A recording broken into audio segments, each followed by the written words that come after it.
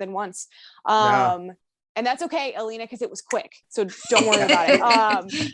Because I had to. It is you such said a small, almost like what's the word I'm looking for?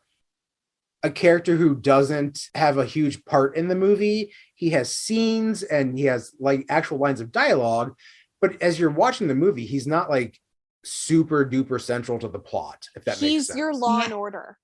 They show you they introduce you to who it is, and like you may not see what happens on screen or like what they've done, but they introduce you to who it is, and then you get like, oh my God, at the end. You know what I mean? So he's your Law and Order. But yeah, I like it. I like that this is still a whodunit. I like that this is a whodunit right up until the end, because you get Angelina, who has all that stuff, and it's supposed to be a red herring, but then they're just overflowing with red herrings. So it's like, who the fuck did it? I love that aspect of this movie. So I really do think we should hold off until more towards the end. All right.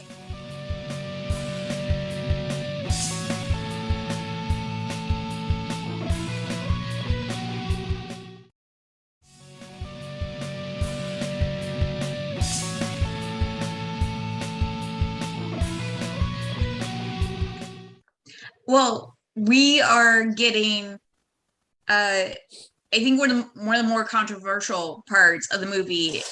So in terms of the movie and just history and backstory and coming about the true crime aspect, seeing Maureen Prescott's murder scene, I think, is the indictment of true crime fans. Like these are people's lives, and this is actual pain and trauma. But when the body bag stands up and starts whispering, talking to her like her mother, is it a hallucination, a ghost, a second killer, the only killer, an accomplice? Which Jay said before, it's just freaking ambiguous, period. Do you like it? Is it controversial? I don't like the mom aspect. I don't like what they did with the mom aspect in this at all. I like that it's about her story. I don't like the visualization. That whole ghost thing, like when she's at her home and it's supposed to be this whole secure thing. Sydney it's a lot of trauma. I'm sure you would have very bad dreams and stuff like that. That just did not fit. That this visualization of the mother is not working at all. I will say it is the one aspect of the movie I am not a fan of at all. This is probably why it's not, like, had that just been cut entirely and they kept just with her story and just talking about her and that kind of thing, would have been better, would have made the movie better, would have made it less of a joke, I would say. But that standing up bullshit, like it just, to me it was the killer, because the killer was already in the house. He just ran from her because she had fallen out of the window and stuff. So I think he just ran and hid and stuff. So I do believe it is the killer doing that to her and everything. And I do want to touch a little bit back on the voice changer, because we get the voice changer sort of in the first two. It's not as high tech as this one is, but it definitely changes the voice. Now, Jay, what's your complaint with it? Okay, so I'm going to circle back a little bit. I also don't like the way they kind of vilified Maureen Prescott in this movie. Like, yes, she is a victim of sexual assault, but they also straight up slut shame her in that scene. When they do in all three movies. Mm-hmm. Yeah, and I don't like that. Yeah. As far as the voice changer goes, they made it too powerful.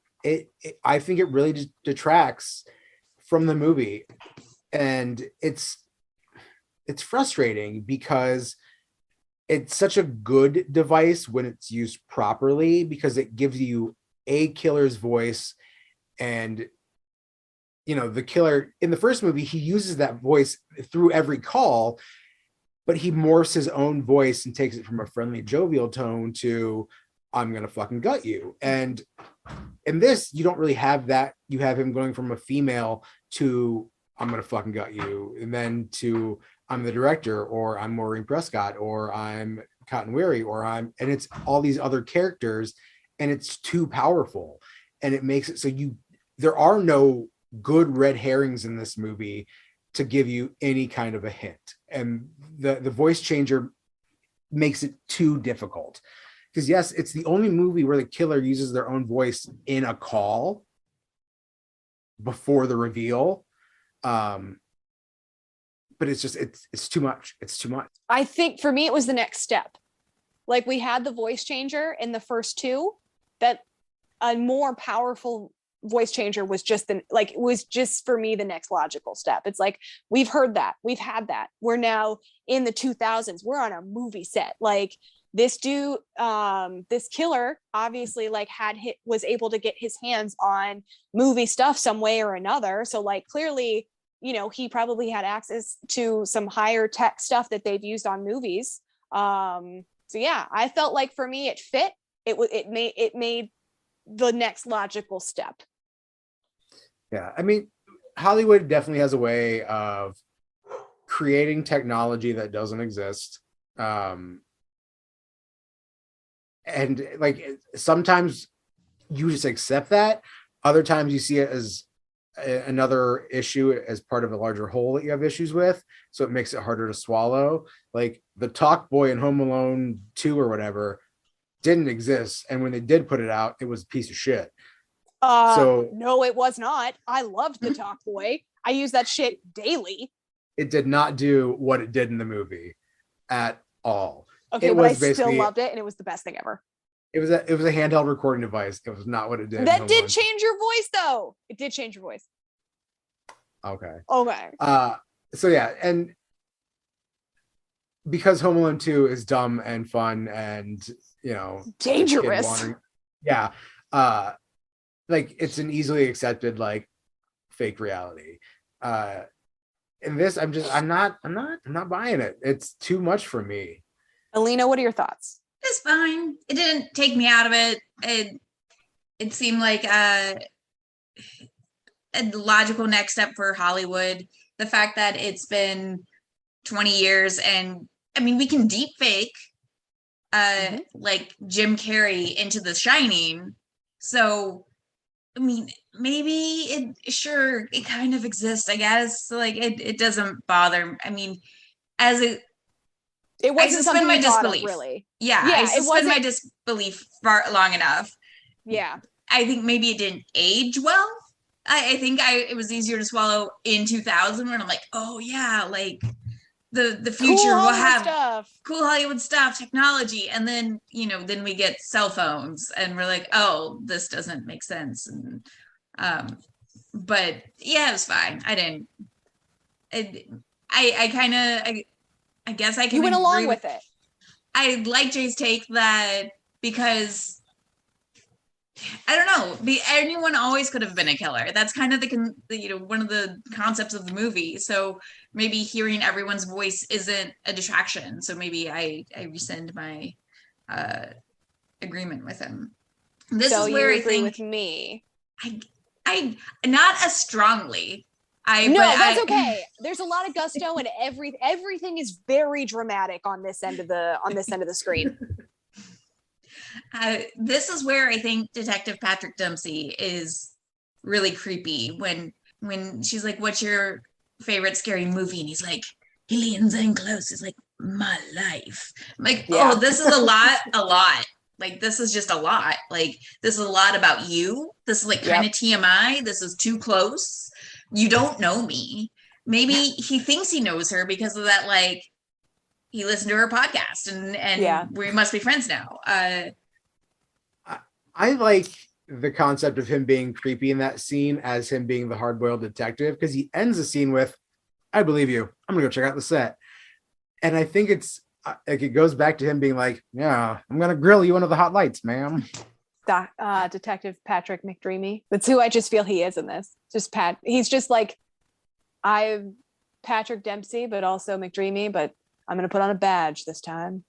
Like he's just so, because honestly, that scene where he just like leans it in my, it's all the more awkward because he walks back in and like whispers it in her ear. Like had he just said it at the door, I think I would have been like, you're still fucking weird, but sure. It's all the worse that he walks in and he's like, my life. Like it's gross. It's gross.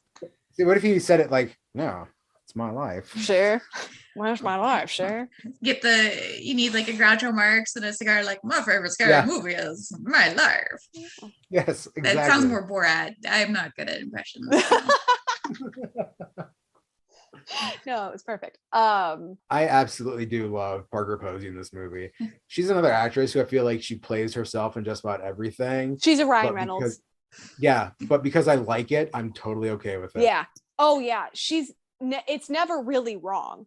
Like she's the same here as she was in Josie and the Pussycats, and she was in, please correct me if I'm wrong, Will and Grace. Was she not in Will and Grace for a hot second? I have no idea. Sure, I don't know.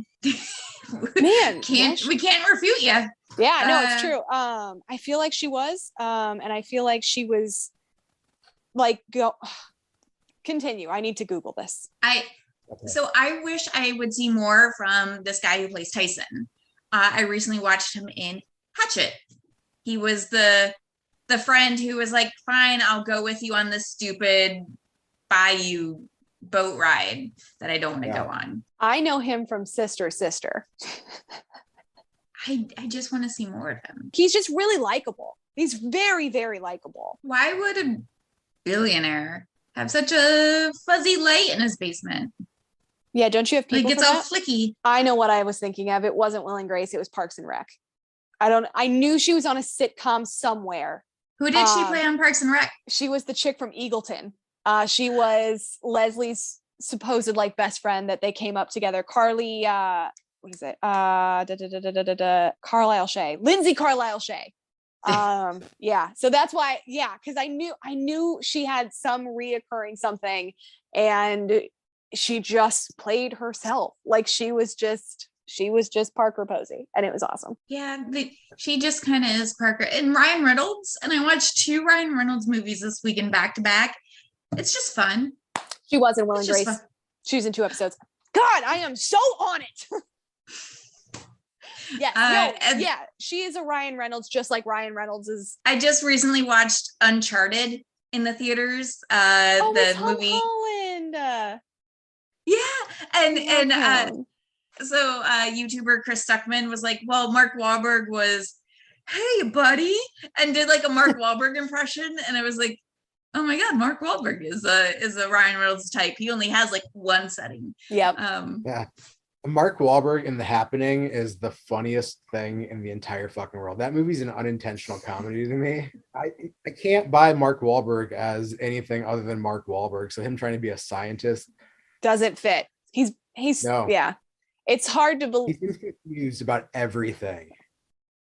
Everything's a question. There was someone else that I was just talking about a few days ago that's very much just a Ryan Reynolds. Is it The Rock? Because The Rock is also, I just want to like Robert De Niro. Oh, that's Robert De Niro. Robert De Niro plays Robert De Niro. He's evolved into playing Robert De Niro. He used to have a lot more range and did all kinds of things. Oh, sure. But he's gotten to the point where he just shows up and he's like, Bobby D. Yeah. And that's it. Yeah. I feel like from like 2005 to present, he has just played Robert De Niro. Yeah.